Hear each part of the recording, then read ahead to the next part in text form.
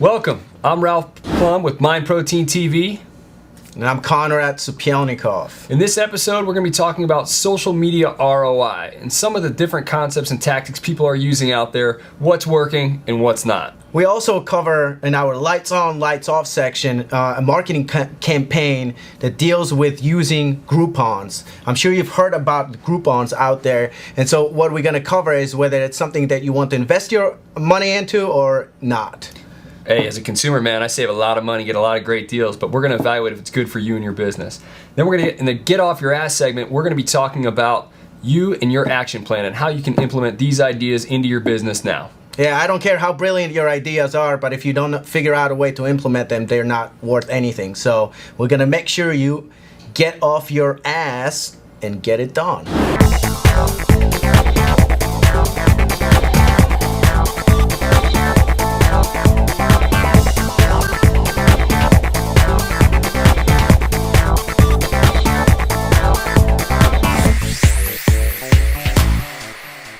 All right, this week we're going to be talking about social media ROI. Most people understand what social media is, but they don't necessarily know how to use it or monitor it.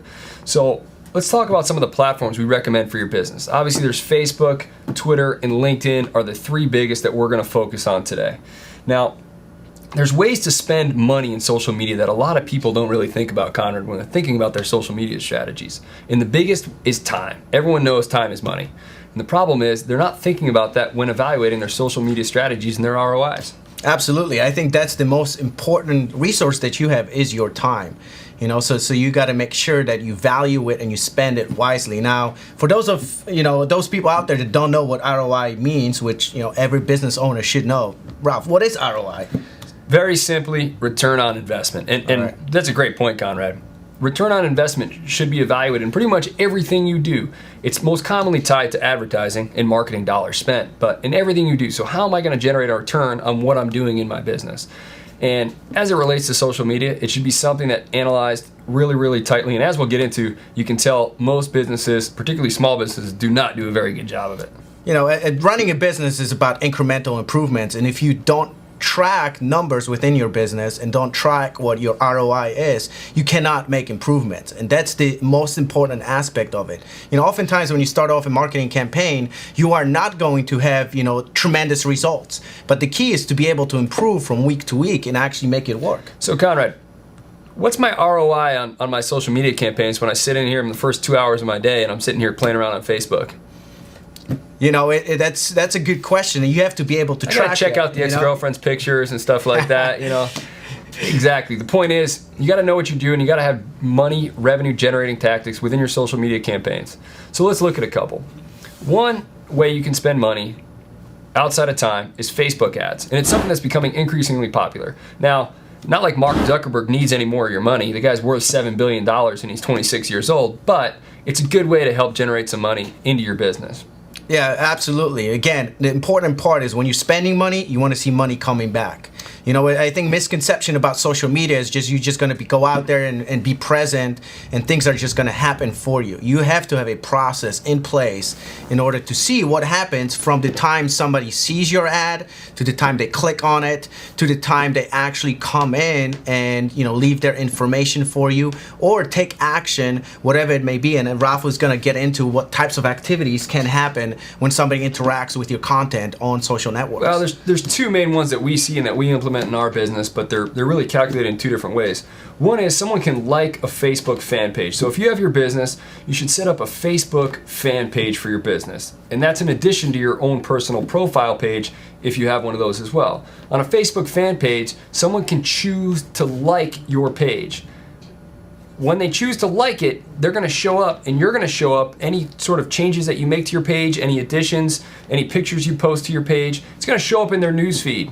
Right? And so there's an obvious benefit there, but it's difficult to track when that turns into sales, right, Konrad? Absolutely. And that whole concept of somebody liking your content, it's very important to understand why that will benefit you. Because when somebody likes you, basically they are willing to share all that information with their friends, right? And that's what it's all about, exponentially growing the exposure of whatever message you have that you're communicating to the group of friends that the people may have. Let's look at a quick example here. And now let's look at this ad. this ad is from Corona, and you'll see the ad that'll pop up on the right side of right navigation in a Facebook profile. Well, that ad, let's click through that ad, and now we come to the Facebook Corona page, the fan page for Corona. All they're doing here is they're getting people to like the page, and typically you'll see this with big brands.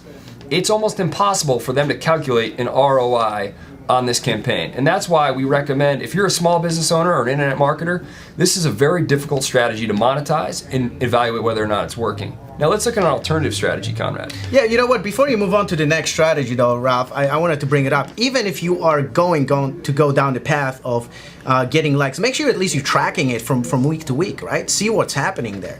You know, I mean, I agree. I wouldn't necessarily put money into creating a campaign where somebody clicks on a like button.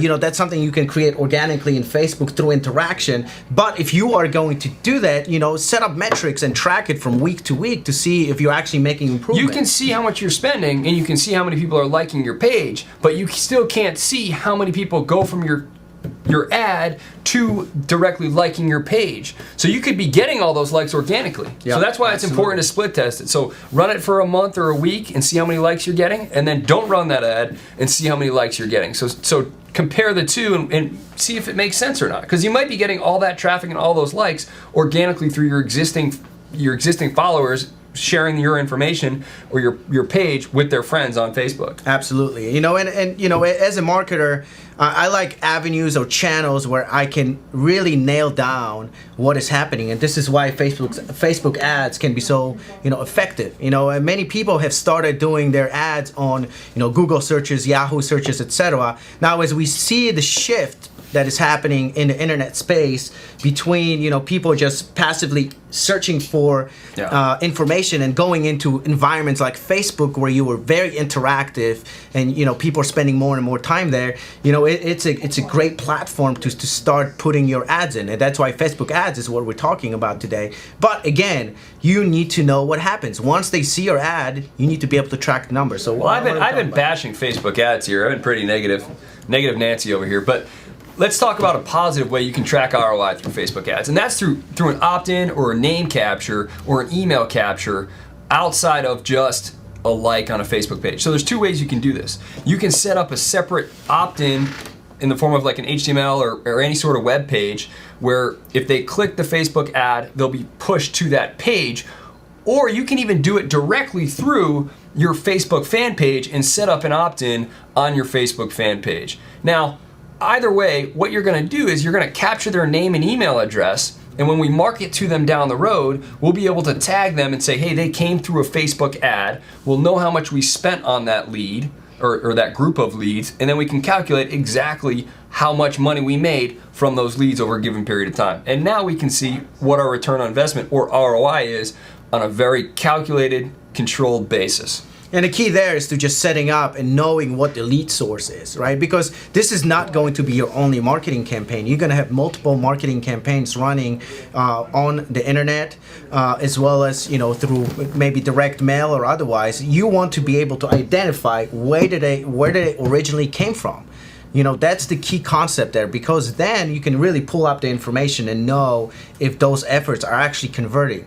You know, it's not just good enough to get people to come into your website, for example, leave information behind. You know, you want to take it a step further, not only have them leave the information, but actually see what happens after they leave that information. Are they actually types of people that, okay, maybe they got really excited about your initial offer, right? But down the line, they're not converting as well on, you know, whatever it is you're trying to offer them, whatever services or products, right? And then a different channel may not be converting as well in terms of the amounts of people that are coming in, but they may be buying at a much higher rate than another lead source. So it's, you know, important thing to track. Absolutely. And we've just talked about two quick examples. Now let's look at a third example of utilizing Facebook ads. Now this is one, absolutely, I'm going to throw money at you, right? Here's me throwing money away. Our excellent producer is going to put some money in my hand, I promise you. But the worst thing you can do is this example here. Conrad, I was clicking around Facebook ads. I was looking for some examples to use here on our show today, and I randomly came across one where I clicked on the Facebook ad and I got to this web page. It's a broken link. So someone is sitting here paying a $7 billion man, Mark Zuckerberg, a certain amount of dollars per click, and they're not getting anything from it. They're going to a broken link. I mean, that's just throwing money down the drain. You really have to go out of business, and I guarantee this person, if they don't get their shit cleaned up pretty quick, they're going to be out of business. That's right, man. That's why you want to test everything you do, and not only testing it in terms of the numbers, but actually making sure it works. You know, too many people, what they do is actually they outsource their efforts to an outside company, and you know what? They never take a look at what even happens. You know, so you want to make sure that if you're putting money and efforts into it, you know, at least go to your own ad and click on it and see if it works. You know, and I think too many people forget about that. Yeah. Great. Well, there's a few examples on social media ROI using Facebook ads.